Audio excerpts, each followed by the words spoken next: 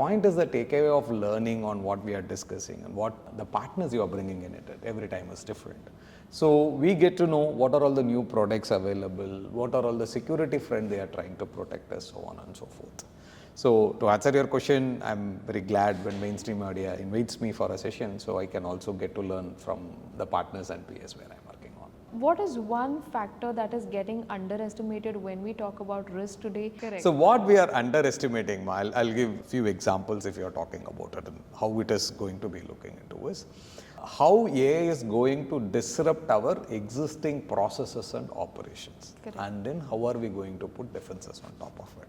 Few examples again to make it easy for everybody to understand. For you, before few years, I mean, if I tell before how many years, you know I'm old, so I'm not talking that. So a few years, I started my career in bank. I started. So if you have to onboard a customer, if a customer has to open an account, the physical visit of the customer to the branch is mandatory. Right. And that's where we started. We were there until even few years before we have to still go to the branch. Then we wanted to automate, we wanted to make it better. Then we brought in the digital KYC. So you can do the onboarding with your phone, camera, with technology, right? Video, audio, you are able to hear that and you are able to show a number which they are asking you to write it and then show it to them. Then you know you're doing. And that's the way we are doing KYC and onboarding. With your voice cloning and deep fake videos, you may have people who doesn't exist, but you may end up in creating a KYC for somebody, for a fictitious person. Which is dangerous. Very dangerous. Very because dangerous. This may end up not just on security, on cyber security, talking about national threat or anything else may also can occur, right?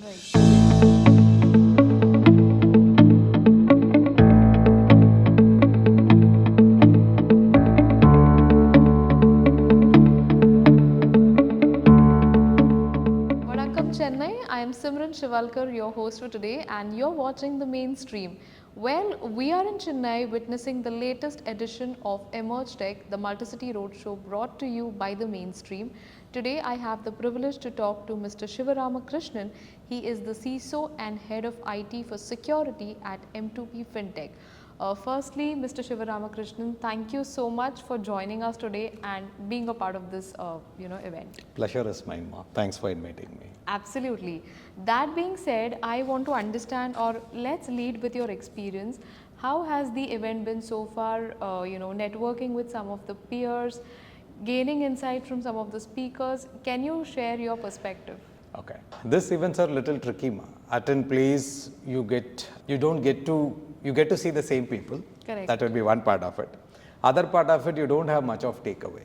But mainstream media, I have been, for the session I was just telling you, for last few years I have been part of your session.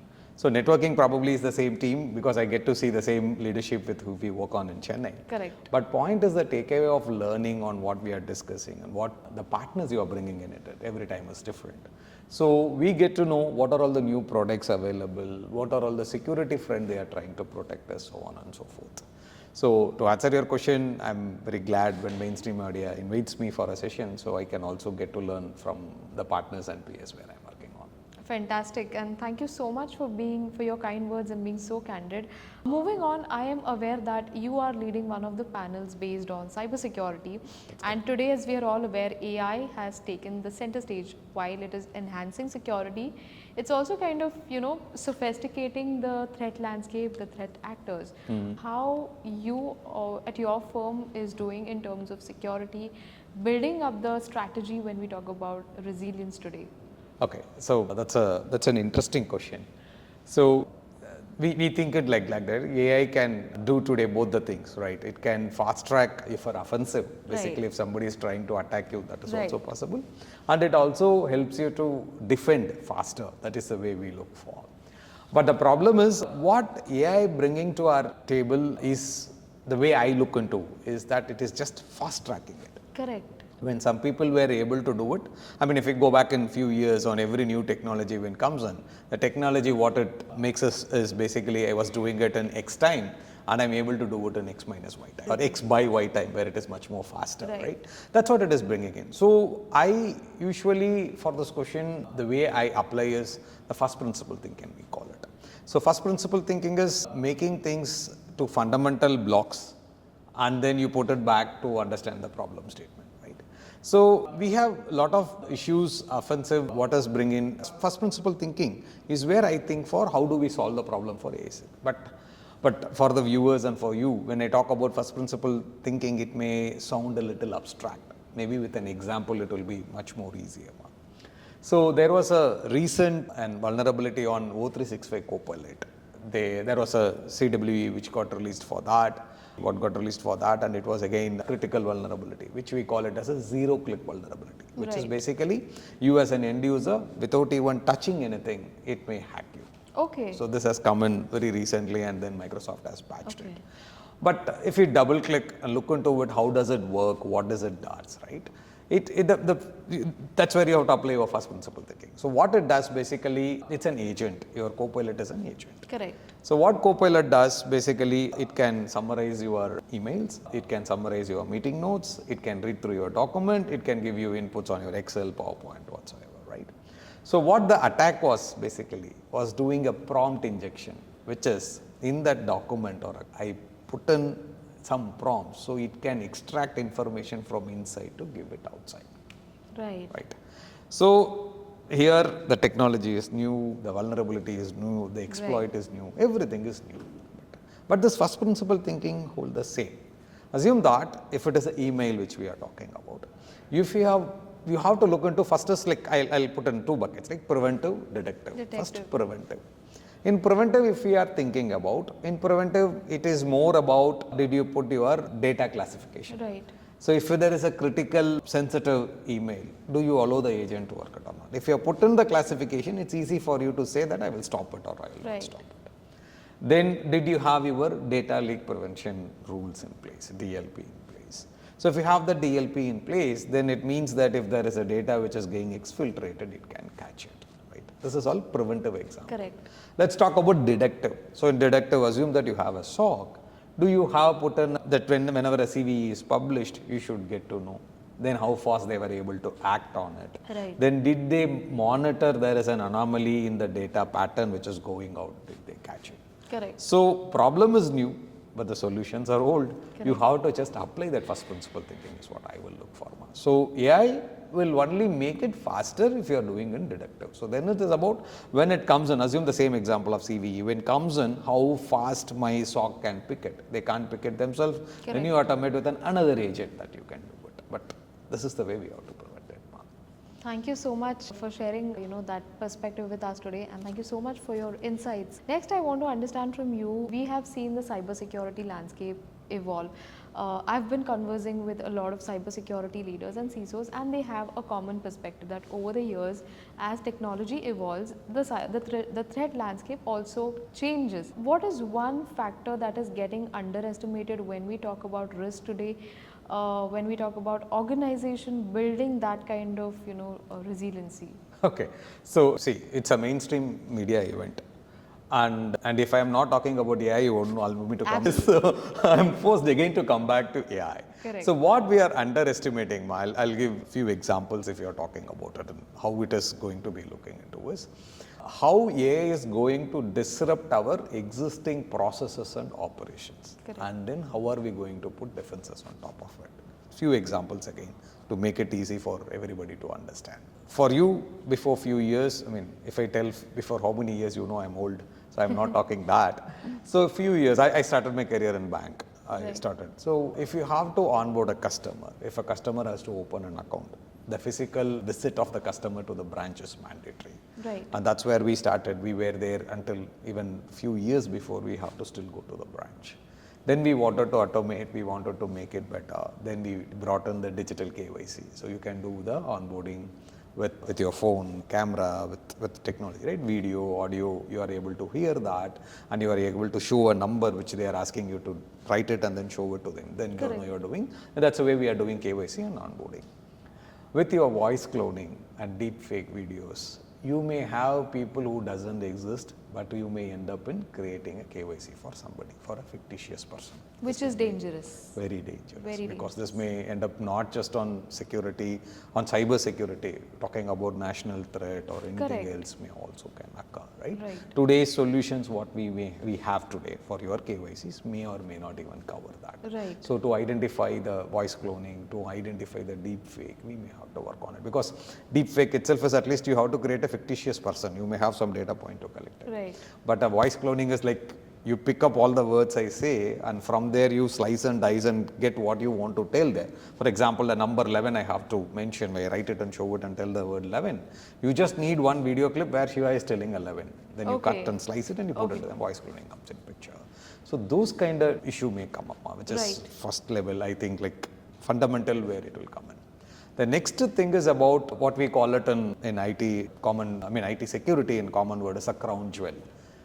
Your crown jewels may get changed, which is like, giving an analogy, you had silver for a while, which was a precious metal. Suddenly gold comes as a precious metal, then silver lose the shine and you get into the gold, right? Similarly today, your AI systems will become your precious jewels, because it is having multiple things, 3 layer.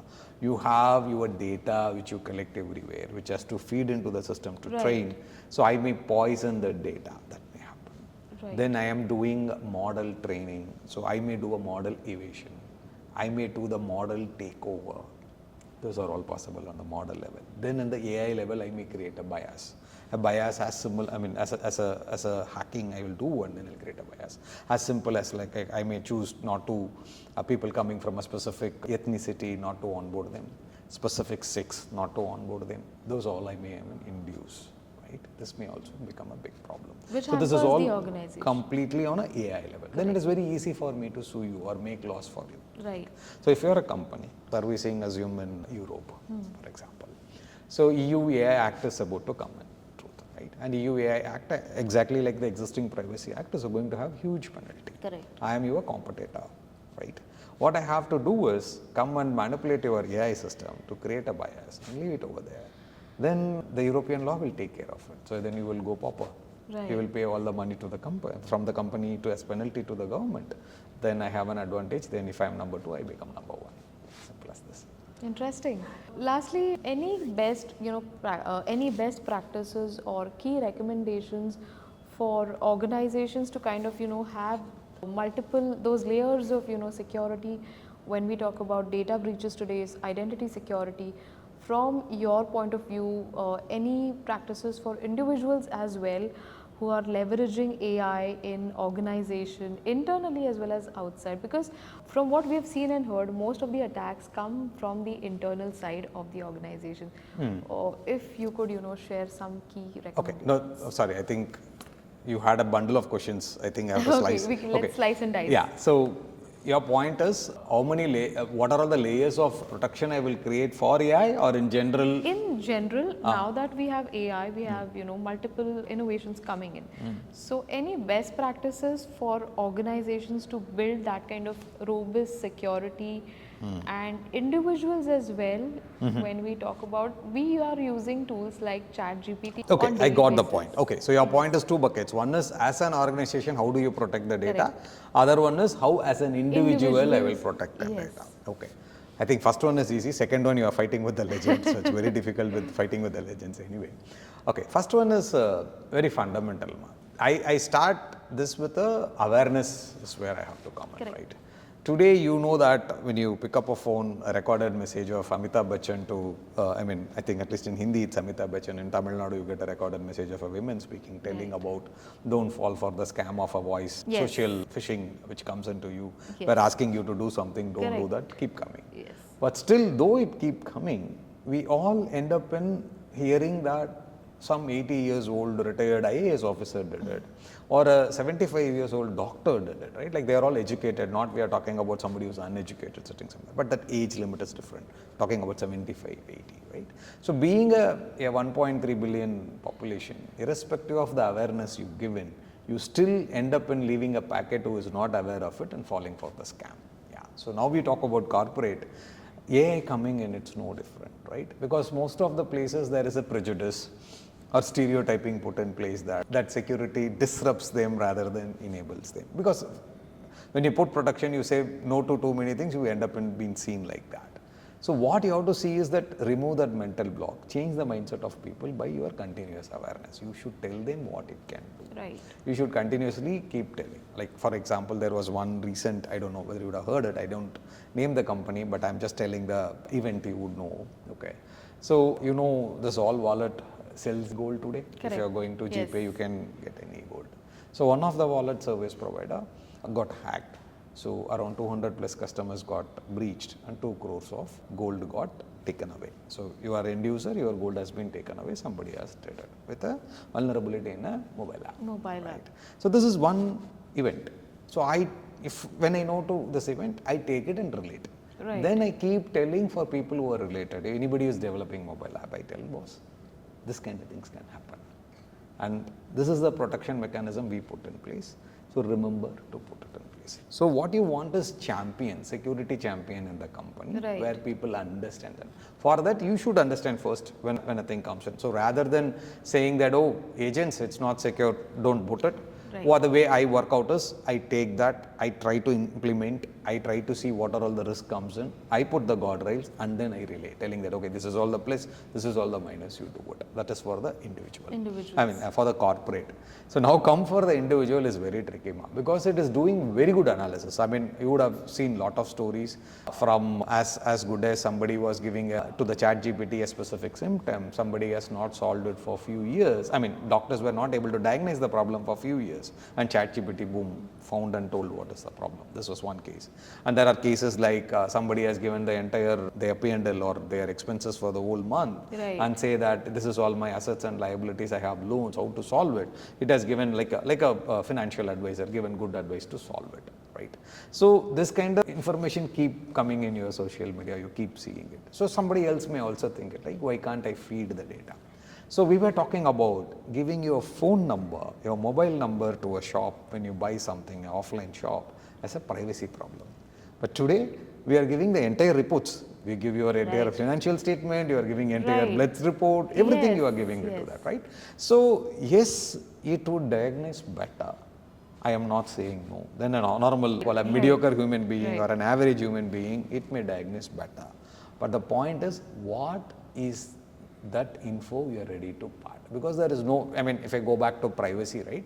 We have things like right to forget, Right. right to transfer Correct, in correct. privacy. Here there is nothing. Even you have chat GPT, you can't go and tell chat GPT, I want to invoke my right to forget, delete all the data. Right. And now this recent contextual memory which has come in picture, you can go in chat GPT and what all you know about me, Right. it will give you all the information about you, what Okay. all it has learned from. I like, think I'm going to do that. you should, it would give, like, it's scary, it will give you everything. Like if you have given at some point in time, if you have asked about an exercise or about a problem, I do this exercise, I have an issue, can I try something else? You would have asked, it will tell that, okay, you are interested in exercise, you are interested in meditation. Right. Think about something not supposed to be put in, you put it, and then it would also know that.